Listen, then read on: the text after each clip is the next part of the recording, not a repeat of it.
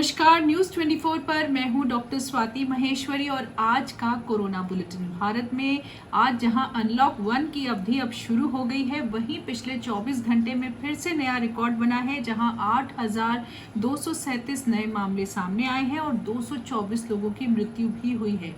पिछले 24 घंटे में भारत 8वें पायदान से 7वें पायदान में विश्व में पहुंच चुका है, यानी कि 7वीं ऐसा देश बन गया है जहां सबसे ज्यादा मामले हैं। ऐसे में भारत में अब 1,90,000 का आंकड़ा पार हो चुका है और 4,531 लोगों की भारत में मृत्यु भी हो चुकी है। इधर जहां आंकड़ा लगातार बढ़ रहा है, वहीं हमारा रिकवरी रेट भी लगातार बेहतर होता जा रहा है और अब लगभग 50% के आसपास हमारा रिकवरी रेट भी पहुंच गया है। इधर अगर देखें तो आईसीएमआर ने अप्रैल में ये बात बोली थी कि भारत में लगभग 69% एसिम्प्टोमेटिक केसेस हैं, यानी ऐसे लोग जिनको लक्षण नहीं होते लेकिन वो कोरोना वायरस से संक्रमित हैं। लेकिन अब जो नए आंकड़े आईसीएमआर की तरफ से सामने आए हैं, उसमें उन्होंने साफ तौर से बोला है कि भारत में 69% नहीं बल्कि अब 28% ऐसे लोग हैं जिनको कोरोना वायरस संक्रमण के लक्षण नहीं हैं। खासतौर से आईसीएमआर का ऐसा कहना है कि अप्रैल में हमने तब उतने ज़्यादा टेस्ट नहीं हुए थे, लेकिन अब मई तक हमारे यहाँ 10 लाख से ज़्यादा टेस्ट हो चुके हैं और उनसे ये संख्या निकल कर आई है कि लगभग 28% भारत में एसिम्प्टोमेटिक केसेस हैं।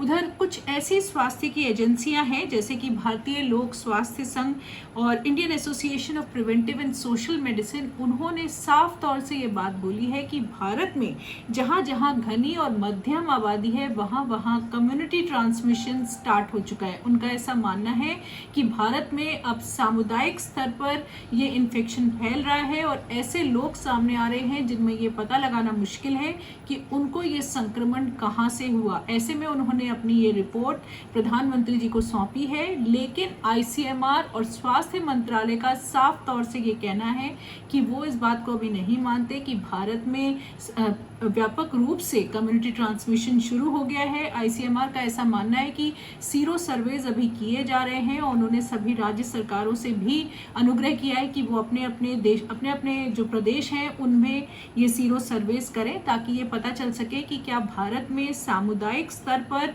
ये इन्फेक्शन फैल रहा है या नहीं फैल रहा है। लेकिन अभी आईसीएमआर का यही मानना है कि जहां बहुत ज़्यादा घनत्व है पॉपुलेशन का, जहां हॉटस्पॉट्स हैं, कंटेनमेंट जोन्स है, वहीं पर अभी कम्युनिटी ट्रांसमिशन हो रहा है, लेकिन भारत पे व्यापक तौर से नहीं हो रहा है। लेकिन ये जो स्वास्थ्य एजेंसीज हैं जिन्होंने प्रधानमंत्री को अपना ये जो रिपोर्ट है वो सबमिट भी करी है, उनका ऐसा मानना है कि भारत के सभी घनत्व और जो मध्यम जो घनत्व वाली जगह हैं उन सभी पर कम्युनिटी ट्रांसमिशन स्टार्ट हो चुका है।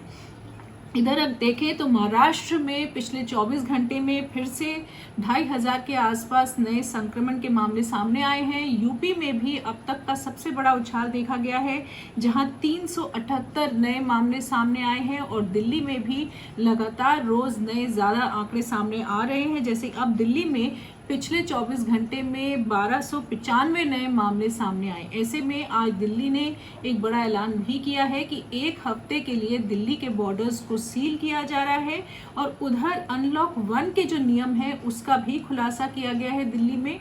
और ख़ास तौर से ये बात बोली है कि दिल्ली में अब मार्केट्स जो हैं पूरी तरह से खुल सकेंगे। ऑड इवन की स्कीम अब मार्केट्स में नहीं चलेगी, हर कोई अपनी दुकान खोल सकता है, ऐसा खास तौर से बोला गया है। ये भी बोला गया है कि जो स्कूटर चलाते हैं, जो चालक के अलावा अब पीछे भी एक व्यक्ति बैठ सकता है, क्योंकि पहले इस पर पाबंदी थी लेकिन अब हटा ली गई है। उधर जो 4 पहिया गाड़ी है उसमें भी कितने लोग बैठ सकते हैं उस पर पाबंदी अब हटा ली गई है। और यहाँ तक कि जो कारोबार हैं वो भी सारे खोल दिए गए हैं। पहले उनमें समय सीमा थी, स्टैगर्ड फॉर्म में खोला जा रहा था, लेकिन अब उन सबको भी पूरी तौर से खोल दिया गया है। इधर अगर अब हम विश्व के आंकड़े देखें तो 62,67,000 से ज़्यादा लोग संक्रमित हो चुके हैं और 3,73,000 से ज़्यादा लोगों की मृत्यु भी हो चुकी है।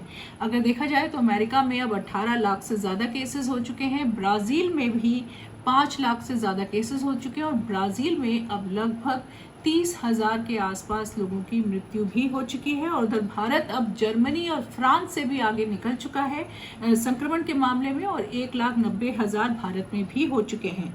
उधर अगर देखें तो अब ब्रिटेन जो है एक बहुत बड़ी जून 4 तारीख को एक बड़ा समिट करने जा रहा है जिसे वो ग्लोबल वैक्सीन समिट बोल रहे हैं, जहां उन्होंने सभी बड़े देशों का आह्वान किया है। ये वर्चुअल मीटिंग होगी जहां सभी देश जो है अपनी अपनी साझेदारी वैक्सीन बनाने के लिए उस पर पुष्टि करेंगे कि हम सभी तैयार हैं और हम सब मिलजुल कर ये वैक्सीन बनाना चाहते हैं। तो इसी पहल को आगे ले जाने के लिए ये एक बड़ी समिट की जा रही है। उधर खास तौर से क्योंकि WHO से डोनाल्ड ट्रंप ने ऐलान कर दिया है कि वो अपना समर्थन वापस ले रहे हैं, तो ऐसे में WHO जो कि काफ़ी कोशिश कर रहा था कि वैक्सीन सब लोग मिलजुल के बनाएं, उस पर एक बड़ा धक्का भी लगा है क्योंकि अमेरिका अब उनको अपना समर्थन नहीं दे रहा। ऐसे में ब्रिटेन ने ये एक बड़ी पहल करी है कि वो ग्लोबल वैक्सीन समिट करेंगे।